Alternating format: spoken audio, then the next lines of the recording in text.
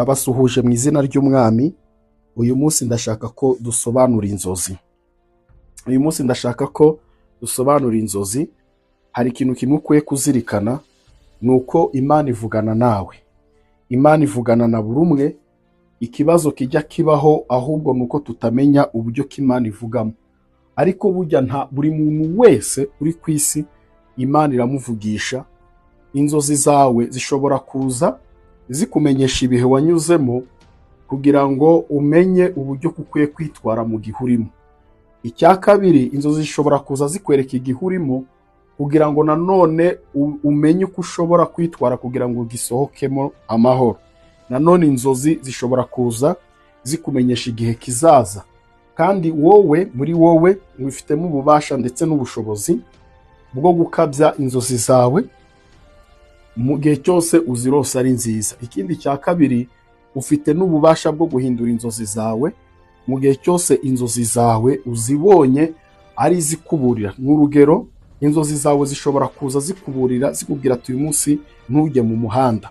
Noneho kuko inzozi zawe utamenye icyo zashatse kukubwira, wa muhanda ukawujyamo ugahuriramo na agisida ukaba wanapfa. Ariko mu gihe wasobanukiwe ukuri kw'inzozi zawe n'icyo zashaka kukubwira, wa muhanda ntabwo uwujyamo. Iyo utawugiyemo rero, ni ukuvuga ngo ubuhinduye inzozi zawe, ubuhinduye za nzozi zawe. Warose inzozi mbi, ariko wowe ubwawe ubigizemo ubwenge kugira ngo inzozi zawe zihinduke. Rero ubwo bubasha ubwifitemo kugira ngo inzozi zawe ube wazihindura mu gihe cyose ari mbi. Imana rero ivugana na buri umwe. Ikibazo nuko tutamenya ko ahubwo yatuvugishije. Umva uko ijambo ry'Imana riboneka muri Yobu 33:14 rivuga. Riravuga ngo mu nzozi, mu iyerekwa rya nijoro, 33:14 rikaba ariho duhera. Haravuga ngo Imana ivuga rimwe ndetse kabiri nubwo umuntu atabyitaho. Mu nzozi, mu iyerekwa rya nijoro, igihe abantu bashyizweyo basinziriye ku mariri yabo. Ujya icyo gihe abantu bashyizweyo basinziriye ku mariri yabo, Imana yo ibirimo ivuga. Igihe cyose abantu bashyizweyo nicyo gihe cyo kugira ngo Imana igenderere abantu bayo, itangire kubabwira, itangire kubaburira, itangire kubereka future yabo, itangire kubereka imbere yabo. Inzozi, abantu muri Bibiliya bagiye barose inzozi zabo zigasohora. Murabizi, Yosefu yararose inzozi zirasohora. Umwami wa Egiputa yararose inzozi yarose zirasohora. Umwami w'i Babuloni yararose inzozi arose zirasohora. Ba Aburahamu bajyaga barota inzozi zabo, ba Yakobo bajyaga barota inzozi zabo zigasohora. Rero Imana ivuga rimwe na rimwe ikavugira mu nzozi. Ikindi, nta muntu n'umwe, navuze ngo nta muntu n'umwe Imana itavugana nawe, ahubwo ikibazo ni ukutamenya ko Imana yavuganye natwe. Noneho ngo tumenye n'uburyo ki dukwiye kwitwara, ariko buri muntu wese bujya Imana iba yavuganye nawe. Rero kuri iyi nshuro ndashaka kuvuga icyo kurota tuwarete bisobanuye. Birashoboka ko mu nzozi zawe wagiye urota tuwarete, wagiye urota uyirimo, wagiye urota wenda urimo kwituma, wagiye urota urimo. Tuwarete ivuze iki? Kurota uri muri tuwarete bisobanura iki? Kuri inshuro rero nibyo nkira ngo tuvuge, kandi mwibutsa ko ntabwo gusobanura inzozi kwanjye ari ibintu by'ubuhanga, cyangwa se ari ibintu nasomye, cyangwa ari ibintu nakuye ahandi hantu. Oya, ahubwo nzi neza ko ari impano yanjye kugira ngo nsobanure inzozi. Rero birashoboka ko uburyo tugiye kubivugaho, uburyo butandukanye wenda bwo kurota muri toilette, birashoboka ko we waburose mu bundi buryo. Ibyo nabyo uzabitwandikire muri komenti, hanyuma kugira ngo izo nzozi nazo warose tuzisobanure, wumve icyo zishatse kuvuga. Tuzavuga ku nzozi nyinshi cyane zitandukanye, kandi nzi neza yuko uzamenye icyo Imana yashaka kukubwira muri izo nzozi zawe. Ariko nanone tutari twavuga icyo kurota tuwarete bivuze cyangwa se bisobanuye, hari ikintu kimwe ugomba kuzirikana nanone. Hari inzozi ziza zikaza ari umuruho. Urugero, ukaba wiriwe mu bintu, bya bintu bigasa naho bigarutse mu nzozi zawe.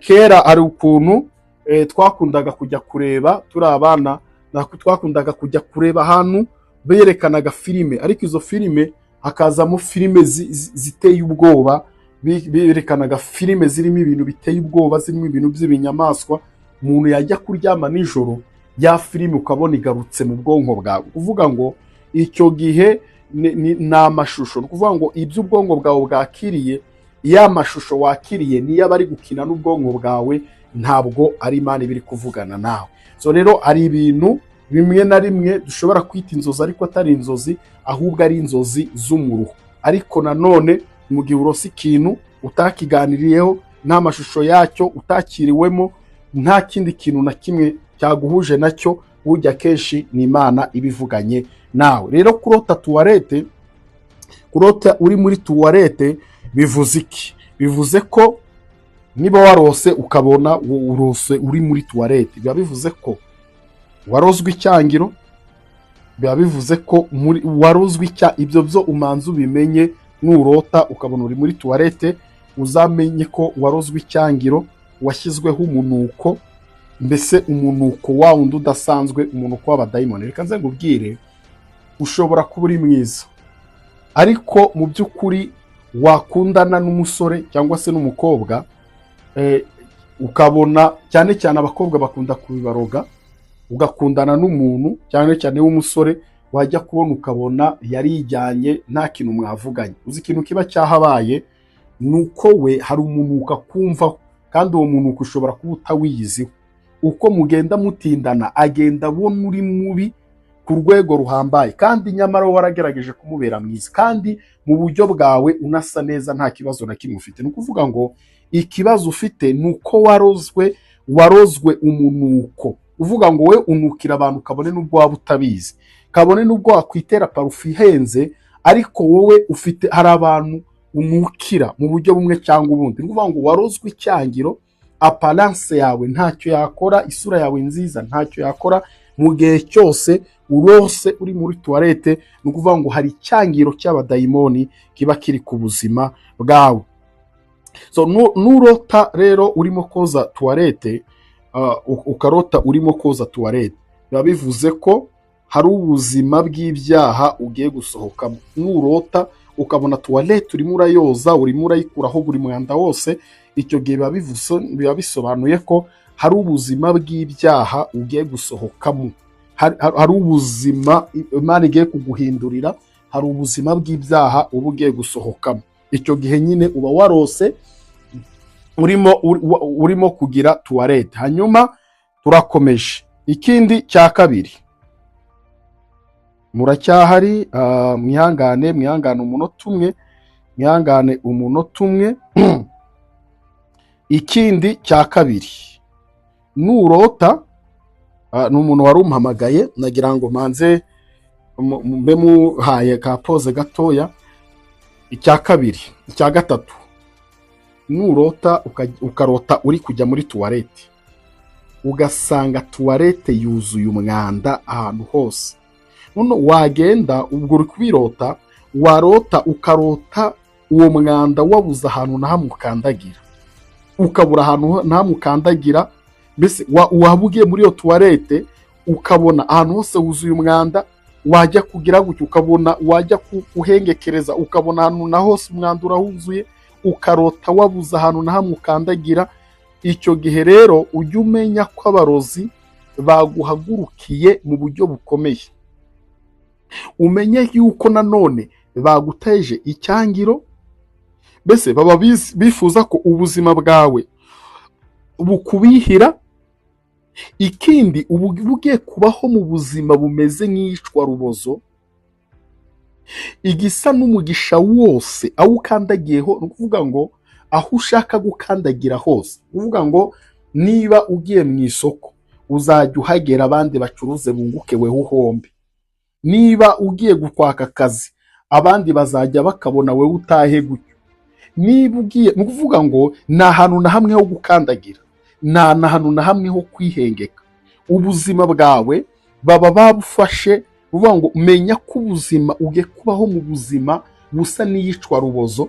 Mu gihe cyose ugiye ukabona ahantu hose umwanda urahuzuye, wajya gukandagira ukabona uwo mwanda urahuzuye. Ni ukuvuga ngo nta hantu na hamwe h'umugisha, nta hantu na hamwe h'amahirwe, ibyo ugiye kugambirira byose bigiye kugenda, mbese umenye ngo ni ubuzima bw'iyicarubozo ugiye kwinjiramo, kubera ko uzajya ujya gusaba akazi ubona abantu barakakwimye kandi wenda gahari, uzajya ujya mu isoko ugiye gucuruza nk'abandi, abandi bunguke weho utahiraho, uzajya usaba umuntu faveri ayikwima kandi ayifite. Ni ukuvuga ngo nta hantu na hamwe ho kwihengeka haba hahari. Nurota icyo kintu, ukarota winjira muri tuwarete ariko ukabona tuwarete yose yuzuye umwanda, naho gukandagira hahari, uzajya umenya ko ari icyo abarozi bakoze ku buzima bwawe.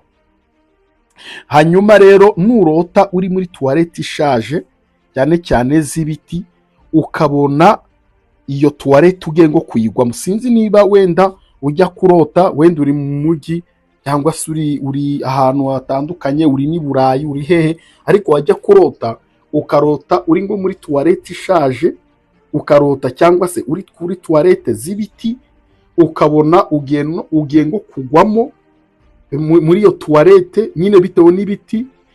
Ubwo icyo kintu rero, ikintu biba bivuze ko Satani akoresheje abarozi,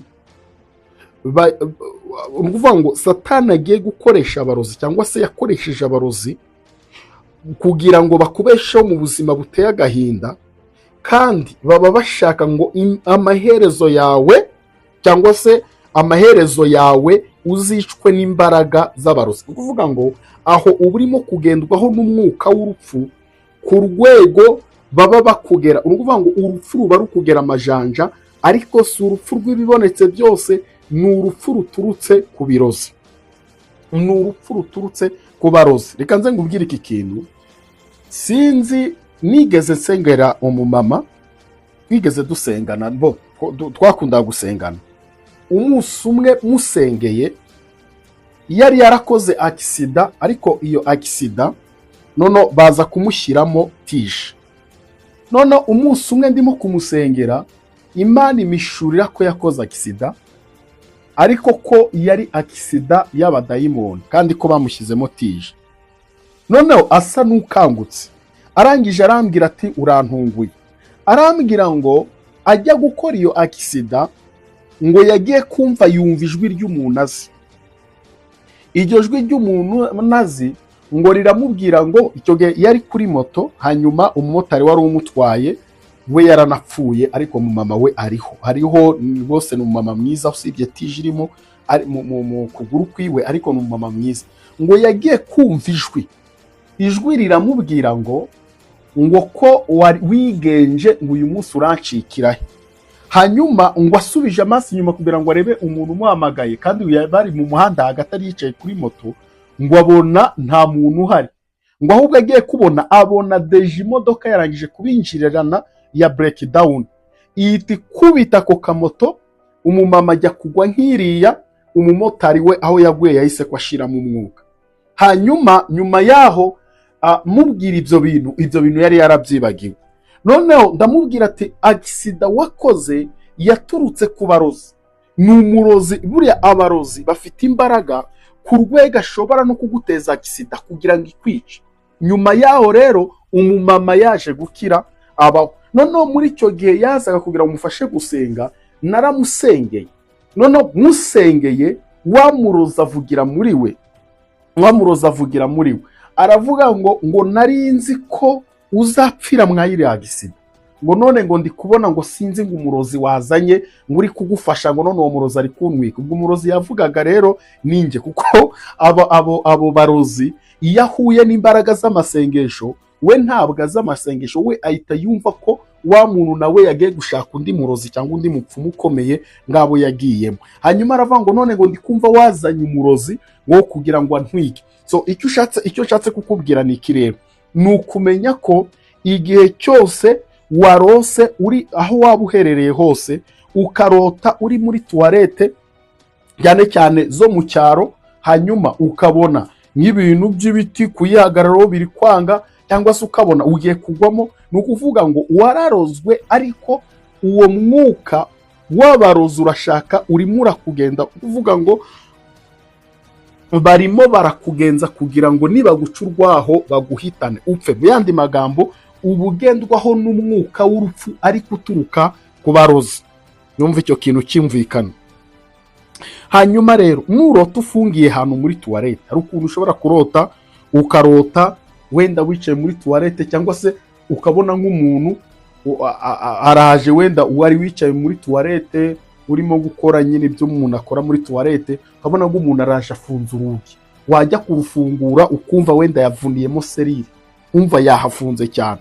Ugize amahirwe uwo muntu ukamubona isura, biba bivuze ko uyu muntu afite uruhare mu mbaraga mu bikubaho. Uvuga ngo hari umwuka, ashobora kuba ari wagiye mu bapfumu, ashobora kuba ari ukurogesha, cyangwa se ashobora kuba ari ukuroga, ukabona gufungiye ahantu muri tuwarete. cyangwa se ukarota tuwarete uyihagazemo, nta kintu uyikoramo ariko ukabona wenda uhagaze muri tuwarete ukabirota. Cyangwa se ukayirota uyicayemo, nubwo uyicayemo nta kintu uri gukora. Icyo kintu rero biba bisobanuye ko ubuzima bwawe ariho bufungiye, biba bisobanuye ko ubuzima bwawe babufungiye muri tuwarete. Ni ukuvuga ngo ubuzima bwawe, desite yawe, wowe ububarizwa muri tuwarete. So ari ukuntu ushobora kubaho ariko hari ahandi hantu ubarizwa, umwuka wawe hari ahandi hantu ubarizwa. So ibyo wenda ntabwo ngiye kubitangamo ubuhamya ubu nonaha, ariko nzi neza ko ushobora kubaha ariko hari ahandi hantu ubuzima bwawe barabufungiye ahantu muri tuwarete. Kuko njyewe ndabyibuka, nasenganye nanone n'umumama, yaba mama benshi nibo njye nakuze gusengana nabo. Uwo mumama twarasenze, nono iyo twasengaga yajyaga kumva akavuga ngo ibyo bintu muri kubyumva, twamubaza ngo ibiki, akavuga ngo tuwarete irimo iranuka ku rwego ruhambaye, kandi aho hantu nta hantu na hamwe hahuriye na tuwarete. Ugasanga iyo tuwarete niwe urimo kuyumva wenyine, akavuga ngo mbega umunuko we, mbega umunuko, ukabona iseseme yamwishe ku rwego ruhambaye. Wamuzanira n'ibyo kurya akavuga ngo nabirira he muri uyu munuko ungana gutya. Ni ukuvuga ngo we araho, twe turimo turamubona ariko afungiye muri tuwarete. Ni ukuvuga ngo niyo mpamvu ari kumva ibyo abandi bose batumva, ari kumva umwuka wa tuwarete mu gihe cyo twe tutarimo kumva. Rero nurota tuwarete cyangwa se ufungiranye muri tuwarete, uzajya umenya yuko, cyangwa se ukarota uyihagazemo cyangwa ukarota uyicayemo nta kindi kintu uyikoramo, ujye umenya ko ubuzima bwawe ari aho hantu babufungiye. Noneho rero nurota ukarota uri ngo muri tuwarete y'umuntu, iyo muri tuwarete y'umuntu ukarota iyo tuwarete y'umuntu, ugize amahirwe ukarota iyo tuwarete ari umuntu uzi, so uzamenye ko uzamenye yuko uwo muntu afite uruhare mu bikubaho. Ni ukuvuga ngo uzamenye, cyangwa se iyo tuwarete y'umuntu ukaba uyizi, mu kuvuga ngo mu gusenga biranoroha, kuko ubohoza ubuzima bwawe ubukura muri ya tuwarete ya wa muntu. Uvuga ngo iyo ugize amahirwe ukamurota ukabona ni umuntu uzi, umenye ko ari wa muntu ugira uruhare mu bikubaho. Ibikubaho, intambara ubamo, ibigerageza ubamo, uburwayi ubamo, ibiki byose ubamo, ukarota uri muri tuwarete y'umuntu w'aho hantu, uzamenye yuko ari ubifitemo uruhare. Mu yandi magambo, ni ukuvuga ngo aba yarafashe ubuzima bwawe, hari ibyo aba yarakoze, hari imihango aba yarakoze, yarangiza akayijyana muri tuwarete yiwe, ko ubuzima bwawe akaba ari habufungira. So rero nurota wicaye muri tuwarete ukarota uyihagazemo, so uzamenye nibyo bintu nabivuze, uzarote uzamenye ko ugiye kwinjira mu buzima bwo gufeyiringa. Urugero, niba ucuruza ubwo nyine nakubwiye, ubwo byose biracyakomeze nyine, ukarota uyicaye muri tuwarete cyangwa se uyihagazemo, ukaba kandi wenda ibintu byawe byagendaga neza, icyo gihe uzamenye yuko ubuzima bwawe bugiye gufeyiringa. Urumva, urugero, niba ucuruza uzamenye ko ugiye kwinjira mu bihe byo guhomba, kandi byose biba biturutse ku bantu babikoze. Uzamenye ko iterambere ryawe riba rigiye gusubizwa inyuma, uzamenye ko niba ufite akazi ushobora no kukavaho, uzamenye ko nyine ugiye kugendwaho, uzamenye ko ibibazo bigiye kugusatira, nubirota muri ubwo buryo, mu by'ukuri icyo uzakora ni ukwinjira mu bihe byawe byo gusenga. Ijambo ry'Imana narisomye rirambwira ngo urufatiro rw'umukiranutsi rusenywe, umukiranutsi yakora iki? Nurota rero uri muri tuwarete ariko ukabona intoki zawe cyangwa se ibiganza byawe birimo umwanda nyine wo muri tuwarete, biba bivuze ko watewe n'umudayimoni w'inyatsi.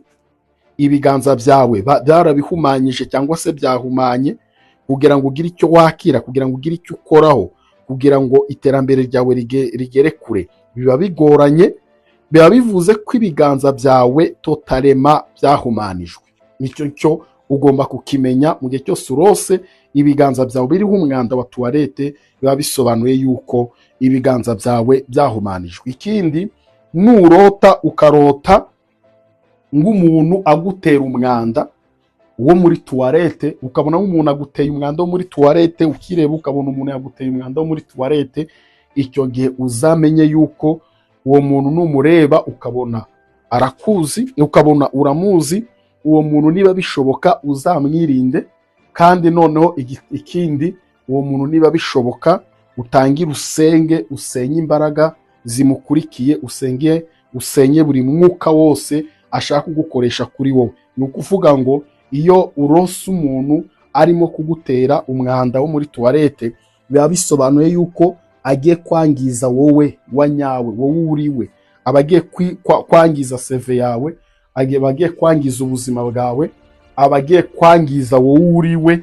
Kuvuga ngo hari ahantu abagiye kukwinjiza, abagiye gutuma umuntu, abagiye gutuma winjira mu buzima bw'ubutayu, abagiye gutuma winjira mu buzima bwo kuvugwa, abagiye gutuma winjira mu buzima bwo kwangwa, abagiye gutuma winjira mu buzima bw'igisebo. Nurota umuntu ukamurota gutera umwanda, icyo gihe uzasenge, kandi nurota utamuzi uzakumira izo mbaraga mu izina rya Yesu. Nubona rero wakandagiye mu mwanda wo muri tuwarete, biba bivuze ko inzira zawe zose zihise zihinduka bloke, ibyo uzajyamo byose bizapfa, amahirwe yawe yose azapfa. Niba wari ufite urugendo, urwo rugendo bisobanuye yuko urugendo nta mugisha urimo, ugiye guhuriramo n'ibyago. Nujya mu bucuruzi buzapfa, nujya mu maproje runaka azapfa, nujya gukora ibintu ibi n'ibi bizapfa. Kuvuga ngo nurota ukarota ibirenge byawe birimo gukandagira, biba bisobanuye yuko hari ibintu warenze, kandi ibyo bintu warenze bikaba ari ibintu biboha amahirwe yawe, biboha umugisha wawe, biboha iterambere ryawe, biboha icyerekezo cyawe, biboha desite yawe. Nurota ugarota imyenda yawe iriho imyanda yo muri tuwarete, nujya kurota ukarota imyenda yawe iranduye iriho imyanda yo muri tuwarete, ibyo bintu biba bisobanuye ikirere, biba bisobanuye yuko uri mu buzima bw'ibyaha. Nurota ukarota imyenda yawe yanduye iriho imwanda wo muri tuwarete, biba bisobanuye yuko ubuzima urimo budashimishije Imana, uri mu buzima bw'ibyaha. Imana irimo irakuburira kugira ngo wongere weze imyambaro yawe. Ukweza imyambaro yawe ni ukongera guhinduka mushya muri Kristo, biba bivuze ko uri mu buzima bw'ibyaha. Kandi ikindi bishobora gusobanura, iyo urota imyambaro yawe iriho ibintu by'imyanda yo muri tuwarete, nanone biba bivuze ko abantu benshi bagiye kukuvaho. Abo witaga inshuti zawe zigiye kukuvaho. Abantu benshi bakakwangira ubusa nta mpamvu. Nubirota uzamenye yuko abantu benshi bagiye kukuvaho, kandi abayitaga inshuti zawe bagiye kukuvaho, abandi bakakwangira ubusa nta mpamvu. Sinzi niba ibyo bintu birakubaho rwose, ukabona umuntu akwangira ubusa ariko washaka icyo kwangira ukakibura. Menya yuko rero icyo gihe uba watewe mu buryo bumwe cyangwa ubundi. Nurota uri kugwa mu mwobo wa tuwarete, biba bivuze ko uriho umwuka w'urupfu. Setu icyo cyo ukimenye. Hari igihe cy'uzarota urota urimo kugwa mu mwobo wa tuwarete. Nurota urimo kuwugwamo uzamenye yuko uriho umwuka w'urupfu. kurota uri mu mwobo wa tuwarete, nono ushobora kutarota urimo kuwugwamo, nono ukarota uri mu mwobo wa tuwarete urimo imbere kandi wabuze uko wawuvamo.